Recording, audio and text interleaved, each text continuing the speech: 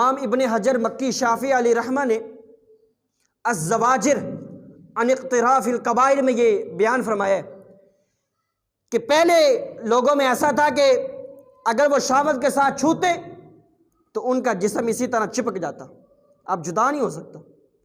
اگر وہ سچے دل سے توبہ کر لیتے تو ان کے جسم جدا ہو جاتے۔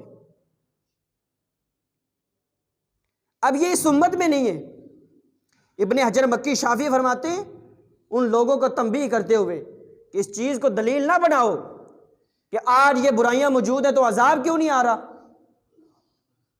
ان چیزوں کو دلیل نہ بنائی کہ لو جی شرابیں عام ہیں، زنا عام ہے، بے حیائی فحاشی عریانی یہ عام ہے، بے پردگی یہ عام ہے، لیکن اس کے باوجود عذاب نہیں آ رہا۔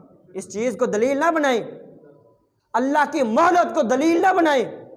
یہ اللہ کی رسی ہے جو اللہ نے ڈھیلی چھوڑ دی ہے کہ انسان بھاگ لے، کہاں تک بھاگنا ہے۔ اللہ عز و جل معاشرے کے سامنے دکھانا چاہتا ہے کہ یہ دیکھ لیں یہ کہاں تک جاتا ہے، لیکن انا للہ و انا الیہ راجعون، یا رب بالآخر ہم نے اسی بارگاہ میں لوٹ کر جانا ہے۔ کب تک بھاگیں گے ہم اللہ کی شریعت سے؟ کب تک بھاگیں گے ہم اللہ کے احکامات سے؟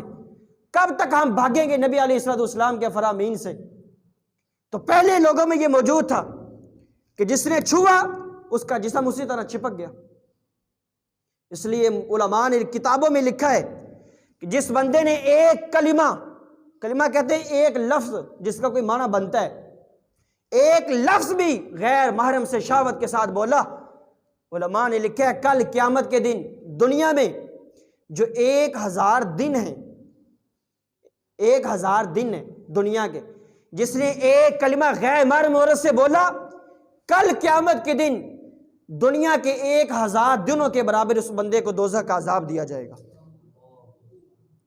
یہ ایک کلمہ ہے، یہ شریعت کی پابندیاں ہیں۔ جو شریعت اتنی پابندیوں میں رہنے کا حکم دیتی ہے وہ ساری رات فون پہ باتیں کرنے کی اجازت دے سکتی ہے؟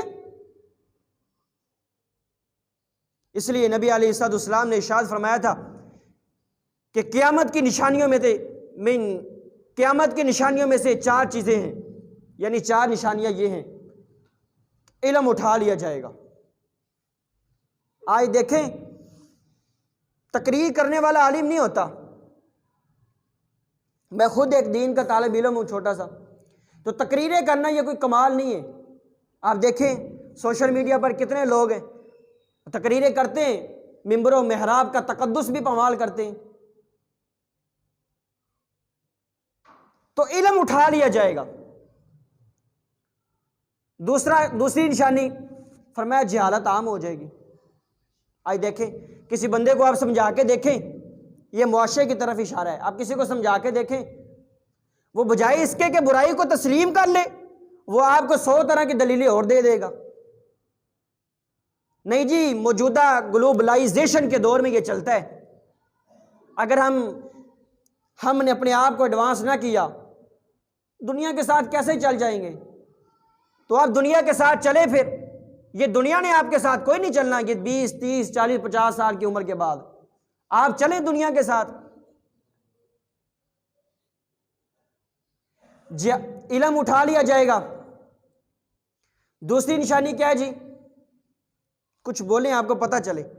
پہلی علم اٹھا لیا جائے گا، دوسری جہالت ظاہر ہو جائے گی، تیسری نبی علیہ السلام نے ارشاد فرمایا کہ شراب پینا عام ہو جائے گا، شرابیں پی جائیں گی۔ آج نہیں پی جاتی شرابیں؟ یہ کتنے غنڈے معاشرے میں موجود ہیں شرابیں پیتے ہیں، شرابیں نہیں پی جا رہی۔ نبی علیہ السلام نے چوتھی نشانی بیان فرمائی، فرمایا زنا عام ہو جائے گا، زنا عام ہو جائے گا۔ وہی حدیث مبارکہ کہ ہاتھ کا زنا یہ پکڑنا ہے، فرمایا آنکھیں بھی زنا کرتی ہیں، اس کا زنا یہ شہوت کے ساتھ دیکھنا ہے۔ پاؤں بھی زنا کرتے ہیں، فرمایا اس کا زنا یہ ہے کہ یہ پاؤں چل کے جاتے ہیں، پھر شرمگاہ اس کی تصدیق کر دیتی ہے۔ یہ مطلب آخری حد ہے شرمگاہ والی۔ تو زنا تو عام ہو چکے۔ آپ یونیورسٹیوں کے جدید ماحول میں دیکھیں، آپ پتہ ہی ہے سب کو، یہ کو ایجوکیشن کی تعلیم نے عالم اسلام کے ایمان کا بیڑا غرق کرنے میں کوئی کسر نہیں چھوڑی. ہماری نوجوان نسل بہتی جا رہی ہے اس میں. تو یہ قیامت کی نشانیوں میں سے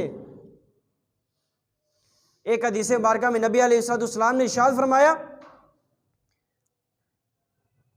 کہ جب وقت کے حاکم ظالم بن جائے اس وقت بارشیں روک دی جاتی ہیں. اب میں وقت کے حاکم پر کوئی تبصرہ نہیں کرتا، ان کے سامنے کیا مسالے ہیں مجھے اس چیز کی ضرورت نہیں ہے، کیا مصلحتیں ہیں کیا حکمتیں ہیں، لیکن ان کے لیے ایک پیغام ضرور ہے کہ وہ دین اسلام کی تعلیمات کے مطابق قوانین کو نافذ کر دیں.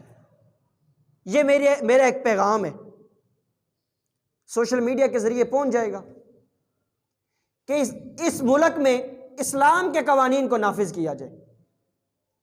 ان برائیوں اور گناہوں کے خلاف ایک راست اقدام ہونا چاہیے تاکہ ہماری نسلیں شرم و حیا کی چادر کی حفاظت کر سکیں.